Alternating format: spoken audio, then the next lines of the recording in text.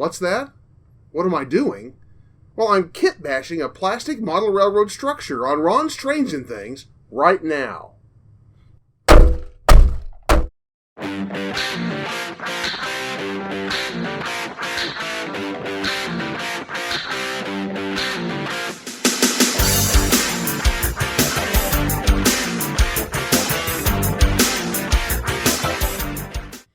Hi, I'm Ron of Ron's Trains and Things, and if you'd like to see more videos about model railroading tips, tools, and techniques, then be sure and subscribe down below and hit that little bell icon so you can get notified every time I upload a new episode. In my last couple of videos, I showed you how I built and modified a laser-cut wood craftsman structure. That structure was a lot of fun to build, and I'm really pleased with how it turned out on my layout. But you know, there are many different kinds of materials that we can work with when we build structures for our layouts. One of the most common materials is plastic, especially polystyrene. And of course, anyone who's been model railroading for any period of time at all has become very familiar with the kits that are on the market. Plastic kits are some of the most economical and most readily available structures that we have to work with. Now, the quality of those plastic structures can vary widely, but we can make the most out of almost any plastic structure by learning a few scratch building skills and kit bashing those structures to make them look like we want. We can improve the details, we can change the size and dimensions of the structure, we can take a kit and make it look more like a prototype structure that we want to model on our layout. Well, that's exactly what we're going to be doing in these next couple of videos.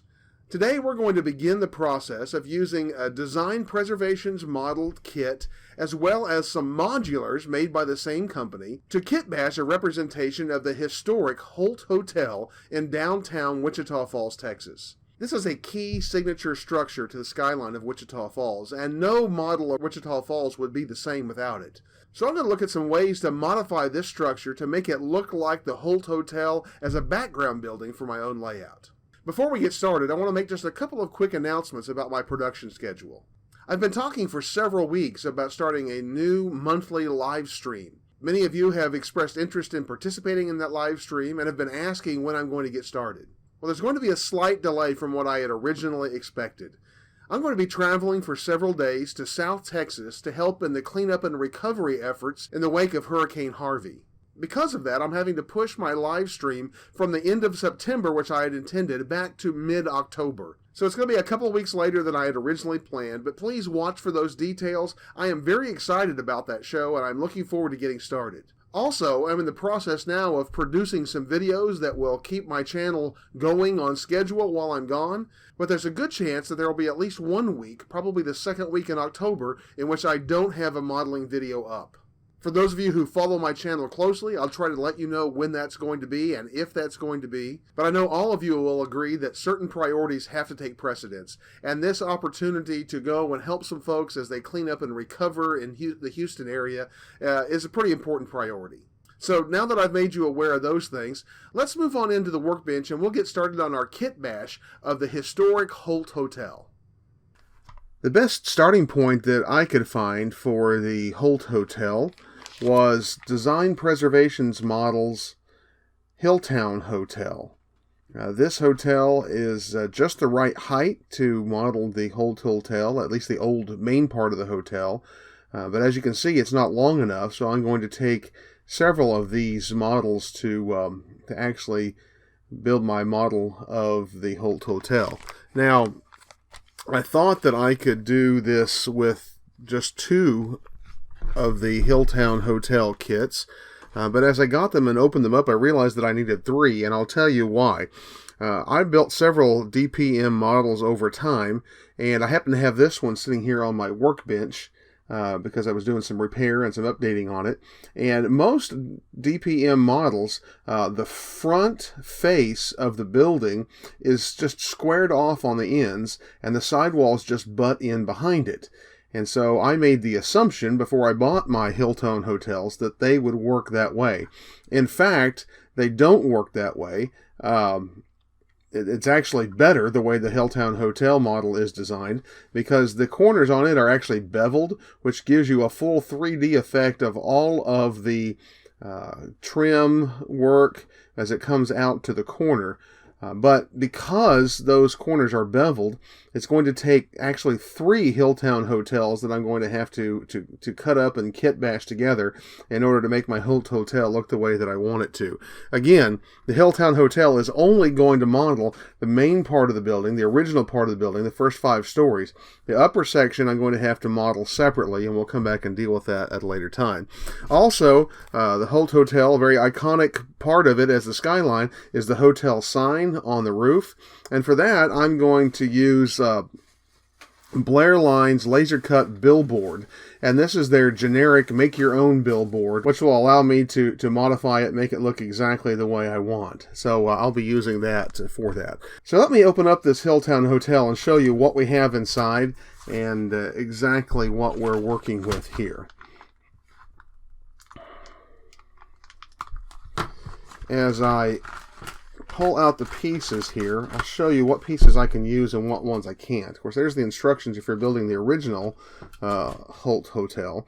This, of course, is the main front panel, and obviously we'll be using that. Now, the one side, which is actually the right side if you built the original model, I won't be using this, nor will I be using the rear walls. So we're going to set those aside. We'll keep those. We may use those on a kit down the line. Of course, these are made to be roof supports, and I will be using those to help support the model as I glue it together. This piece of styrene is designed to make the roof. I'm going to keep that. That's about 20,000 styrene, it feels like.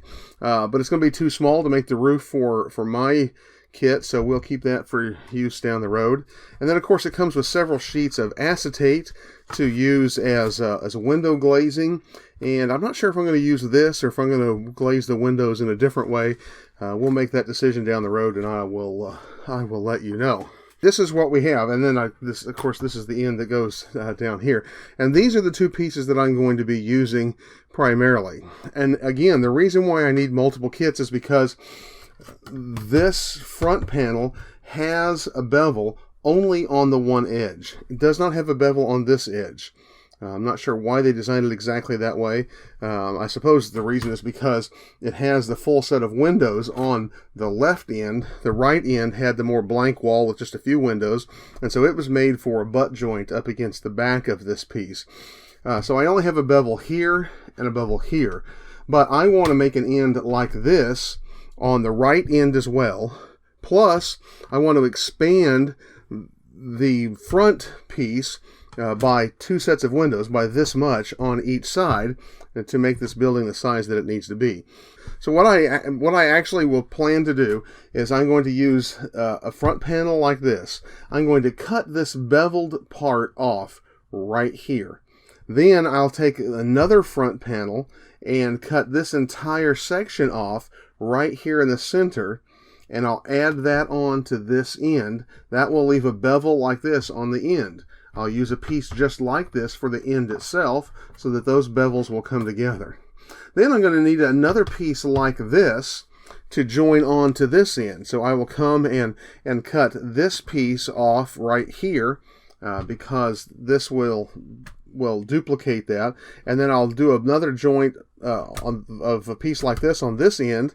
And then I'll have to have a third front so that I can cut this section off and get this bevel to use on the end over here. I hope that's all clear, but that's what I'm going to be doing. And so to get started at this, the first thing I need to do is I need to come in and cut all of these gates off, all of the injection gates off. This is like cutting something out of the sprue. Now, these with the design preservation models, these are very thick and heavy. And so really, I have found the best way to go about that. I don't try to cut it just super flush because there's no way to do that. And because they're so thick, you can easily distort the plastic on the model. What I do is I come in and cut it just a hair above, and then I sand them down.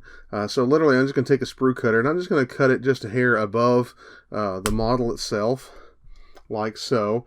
And that's really rough, but it's going to be easier to come in and just sand that off than it is going to be to try to cut it real flush and take a chance on marring and damaging the plastic. So I'm just going to cut all of these off of these pieces. I'll just do this one for now.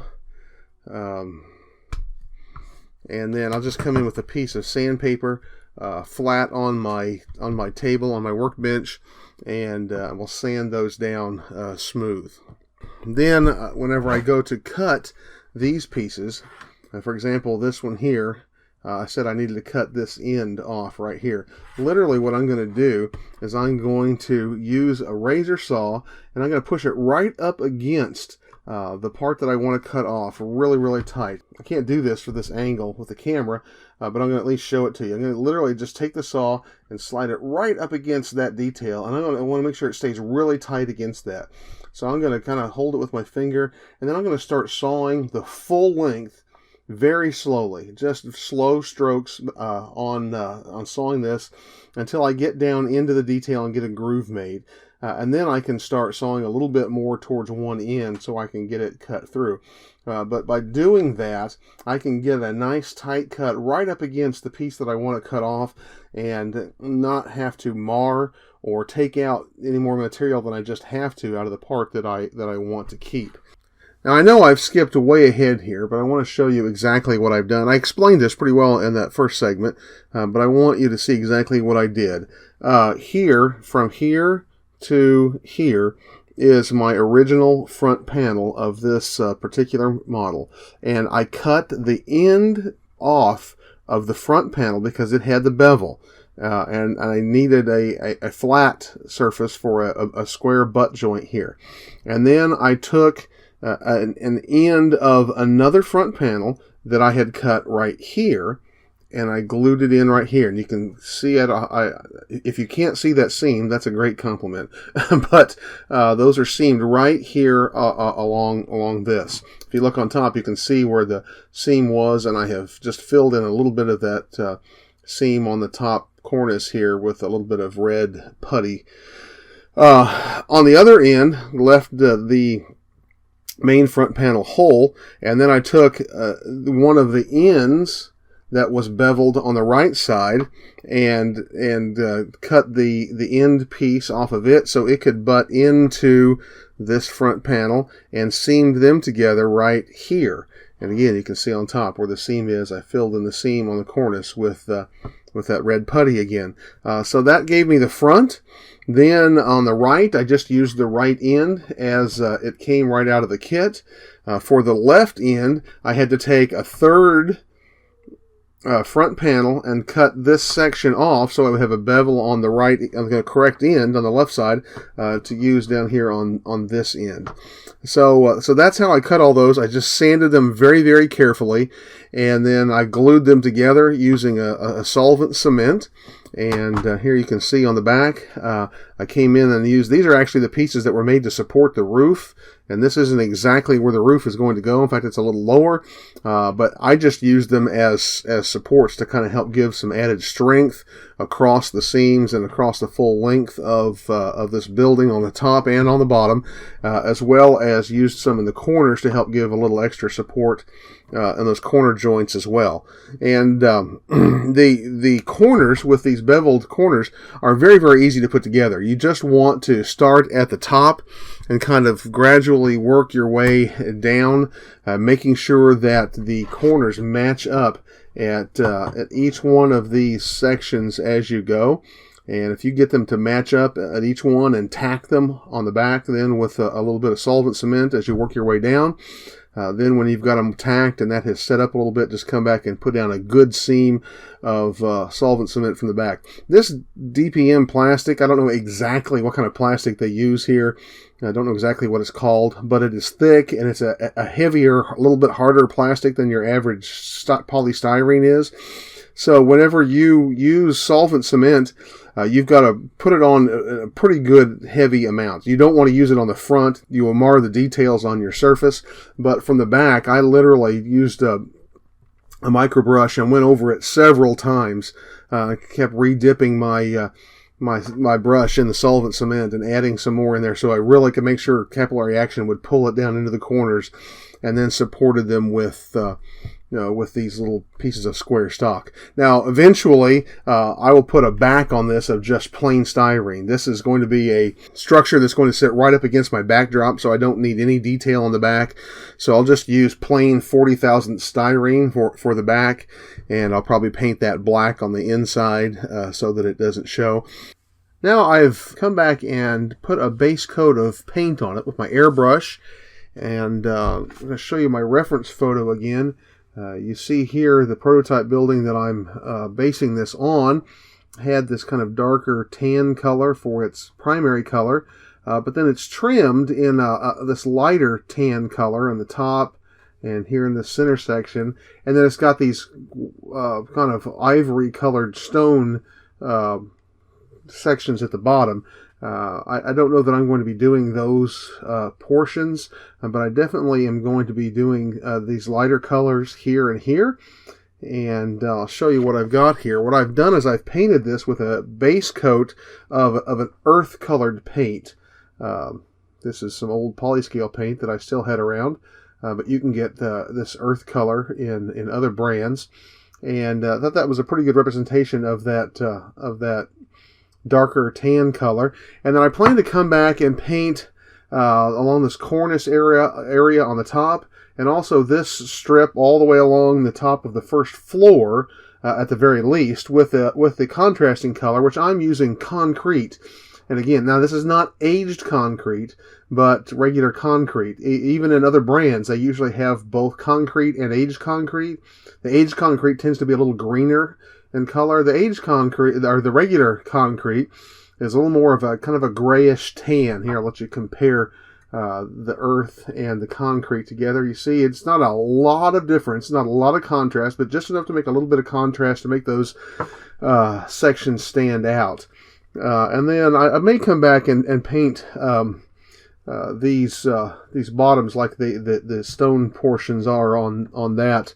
But if I do that, I'm going to use a lighter color yet, kind of an ivory color. The other thing I need to do is go back to your photo. If you notice, all of the windows are trimmed in white. And so I've got to paint all of these windows white. And for that, I'm going to be trying to use this Vallejo white color. A little concerned about this because the Vallejo paint is pretty thin. But as far as what I have on hand, the only options I have right now are this Vallejo and some craft paint, and I don't want to use a craft paint. So if the Vallejo is too thin, I may have to do multiple coats. And if that's not going to work, then I may have to order another brand of paint and get that in, but I'll let you know how that works. So I'm going to be doing all of that painting that I just described by hand. And so I'm going to use a series of brushes here. I've got a number 2 brush for some of the wider pieces, especially up here along the cornice. And then I've got a 10-aught brush, a finer brush for doing the more detailed work and the work along here. And then to get the very corners, the very edges, and also the windows, I've got this 18-aught brush, very tiny detailing brush. And so I'll be using those to be doing the painting. Also, one thing I have done, and I'm seeing I still need to do a little more, and that is around these windows, there's a little bit of flash that tends to stand out, and I don't know if you can see it on camera, and I just see 2 little spots that I have missed. And this is just a sanding stick, and I'm going in along these sashes of these windows where I see that little bit of flash, and using this fine sanding stick just to take that flash off, because while you have to kind of look for it right now, but when you put the window glazing in, I think it will really stand out if you don't get it off. And again, just those few strokes that I made right there took that flash off of those 2. So it doesn't take too much to do, but it's important to get that done. Here's where I am at this point. It's been several days since I shot the last piece. And you can see I've painted that base coat of paint on here, which I did with a spray brush. And I think I showed you that I used earth colored paint for that. I did these highlights or the trim parts with that concrete colored paint. And then I've gone through and painted these windows, and I'm not quite finished. It's very tedious. It takes a long time to do that very delicate painting. But I've gotten a lot of the windows painted. I'm going to continue to work on that. I've been working on the upper section of the hotel. This structure stood for 16 years as a 5-story building. It was originally a bank and offices for several early 20th century businesses. And then in 1926, it was purchased by Mr. Holt, turned into the Holt Hotel, and the 2 upper floors were added. I'm thinking about 2 different ways of possibly adding these 2 floors onto the top of the hotel. One of them is to use these Design Preservation Models modular wall pieces. These are pieces that are 2 stories tall, and they have a lot of windows close together, exactly like I need. This building obviously is going to be a little different than the prototype is. I want it to represent it. I want, at a quick glance, I want you to think, oh yeah, that looks like the Holt Hotel. I'm not trying to model it perfectly as the prototype. That being said, the 2 floors that were added to the original building were actually, I think, either a concrete or stucco material. These DPM pieces are actually brick. So that's the one drawback to these, but I'm considering using them anyway because I think they're going to be a lot easier to use. The other option would be to cut the wall out of styrene, and that would mean that I would have to cut all of those windows. There are 16 windows on each floor across the front. That would be 32 windows across the front plus 4 on each end. That's a lot of windows to have to cut out and to file, and I could do that, and I still haven't ruled that out, but anyway, I'm thinking about using these. These modular pieces look like this. You got 2 sections, and you've got these little trim sections in between, which are intended to be used by using these corner pieces. And the way that's set up is so that you can cut these right here if you need to make these shorter and cut them to a certain length. And then these also, half of that is the same as these end pieces, which also are trimmed with these little brick corners. And 2 of these brick corners are glued together to make a corner like so, and then are used to join the corners of these buildings. What I'm actually doing is I'm using a razor saw and coming in right along the edge of the brick on the ends and on these pieces here, and I am cutting those off. And I'm going to make a nice butt joint without all of those pillars in between. So I'm cutting them here, I'm cutting it here, and on this side here, so that I just have the brick sections. Here's one that I've cut out of both pieces, and here's another one I've cut the same way. And then I'm going to come in and just butt joint them and glue them together like so. Now that's going to leave some seams which are not in the prototype, but those kind of seams in brick walls are not completely unusual or unheard of. So I think this is what I'm going to attempt to do and see how I like it. I've already started this process, and in fact I've got most of the wall put together. This is all of the front section of the wall. I've got them all cut out, sanded down, and glued together, and I've done one corner. You see the 2 pieces that glue together here to make the corner, and then the one piece that goes on the end. And if you look at the original structure, you get a sense of just how this will fit on there and look. Obviously it'll be painted a different color than this, but you get an idea. Then I went back, because those butt joints are not very strong, went back and added some square styrene stock to the back just to reinforce it a little bit. And I'll of course have to put a back on this. This is bowing a little bit where those glue joints are, but whenever I get the other end on and get the back glued in, I may even have to put some lateral braces in just to make sure to keep that nice and straight. I've been continuing to paint the windows, and as you see, that is a slow process. They're very tedious, as there's a lot of fine detail there. And literally, I can do about a row of these windows in about an hour to an hour and a half. And after that, I'm kind of going cross-eyed. So literally, I've been doing kind of a row a day here for a while. And I've still got this row to finish. I've got the first floor to finish, and I've got the ones on the ends to finish as well. So we're going to continue to work on that. I've also been working a little bit on these 2 floors that were added to the top. I considered, and I think I mentioned in a previous video, using some putty to cover over the brick. And I made a test of that, and here it is, where I used some putty, and then I went back and just brush painted over the top of it.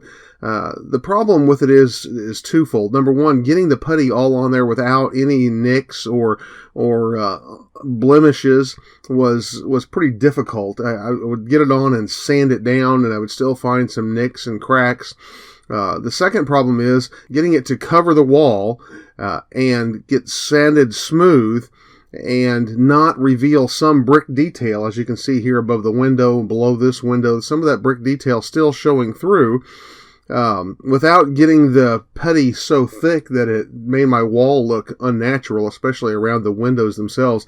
Proved to be pretty difficult. So I decided I would try something different. This was one attempt as a test. And then what I literally have ended up doing is I have just gone in with some sandpaper and I have just sanded the brick detail off of these walls. And you can see here these are sanded down. Now they still have some scratch marks and some score marks. I'm still doing some fine sanding on them, but a lot of those will paint over. The seams in between the modulars, because these are literally just butt seamed together, and so there were some small gaps, and I just filled those gaps with gap filling CA. Here's one where I've put a little more CA on because that gap didn't fill completely, and literally what I've done is I've just gone and put a bead of CA on that little gap and let it set up completely, and then I start with a fairly coarse sanding stick and I just sand that CA down until it is basically flush with the wall. And it doesn't take too much to do that with a coarse sanding stick like this. And then when I get it down basically flush with the wall, then I come back with some finer sandpaper and sanding sticks and sand that down. And you see you end up with a nice smooth seam. You end up sanding all the CA away from the surface and just leaving what is filling the gap. So I'm pretty sure that's how I'm going to do these upper floors. I still have to do the ends. They still have the brick detail. I haven't sanded them down yet. But I'm going to continue to work on painting these windows and finishing up this upper section, and then we're going to come back in part 2 and see how we're going to finish constructing this Kitbashed building. We'll install the window glazing, we'll install the doors, of course obviously the roofs, and we've got some other details that we're going to work on that are really going to make this building come to life. So I'll share all those things with you in part 2. Well, I think we've gotten a pretty good start on our kit bash of the Holt Hotel. Be sure and join me next week as we'll be continuing this project and hopefully wrapping it up and seeing how this structure is going to look against the backdrop on the upper deck of my layout. I hope you've enjoyed this video today. If so, give it a thumbs up down below. And be sure and leave me a comment or a question down at the bottom of the page. I love to hear from you, I love to hear your questions, and I always respond. If you found this video helpful or useful, be sure and share it on your social media or model railroad forums that you participate in so others can enjoy this and other videos from Ron's Trains and Things as well. Finally, be sure and check out that expanded description right below the video. There, you can find some information about how you could support Ron's Trains and Things if you'd like to do so through my Patreon page, and you can also learn about the rewards and incentives that I offer to those who do. Or maybe you'd like to offer just a one-time gift to help me with my channel, and you can do that through my PayPal Me, and that link is in the description below as well. And of course, you'll want to take a look at my Amazon pick of the week, find out what I found interesting this week. It might be something that you find interesting as well.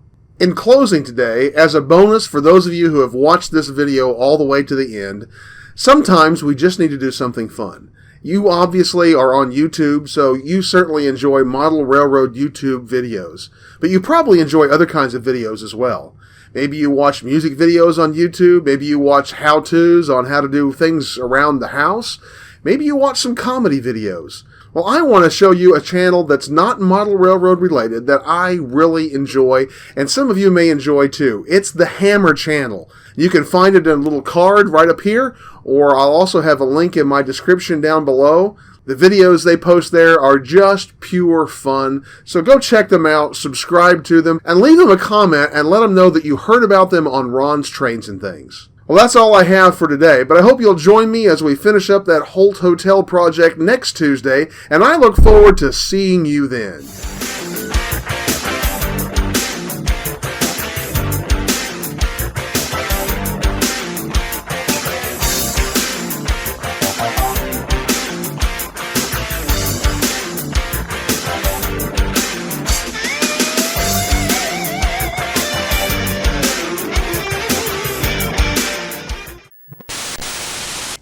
Tin Lizzie?